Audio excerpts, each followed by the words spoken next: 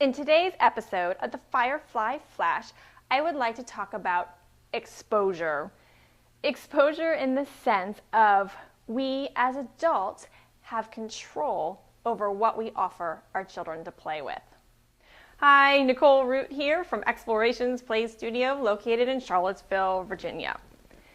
So recently, I've been thinking about how much influence we really do have on our children.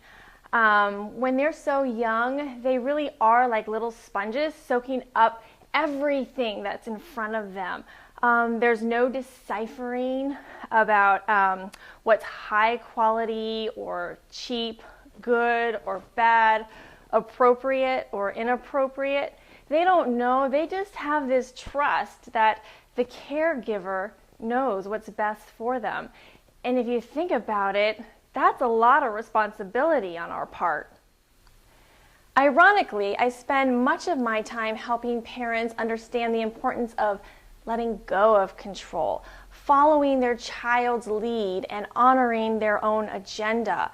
But when you look at play options for children, then it's time to take control. We can choose to fill our play spaces with hard plastic, tiring electronic noises, overstimulating primary colors, or we can choose to fill them with natural, highly textural materials that make subtle noises only when we want them to. And we can bring to the table, so to speak, things that reflect our natural world, like animal replicas, stones, wood, shells, loose grains, silk plants.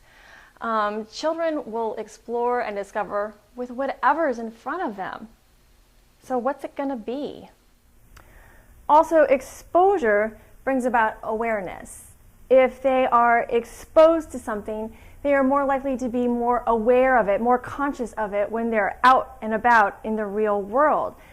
So for example, some of our children in the studio, when they're working with spearmint oatmeal dough, which might be one of their first exposures to that scent, then they go out and about and they smell it somewhere else. Maybe it's in their toothpaste, or they taste it, have a piece of gum, whatever, but then their reference point is like, oh, that's like the dough at Explorations. So it's just that was their first exposure to it, and they use that as their reference point. Or if they've been playing in the flaxseed for a long time, and then as they get older, they note that that flaxseed is actually in the snack that they're eating. So it just goes to show you that we do have control what we bring to the table for these kids to play with, and it makes a difference. So I ask you, what are you going to expose your children to? See you next time.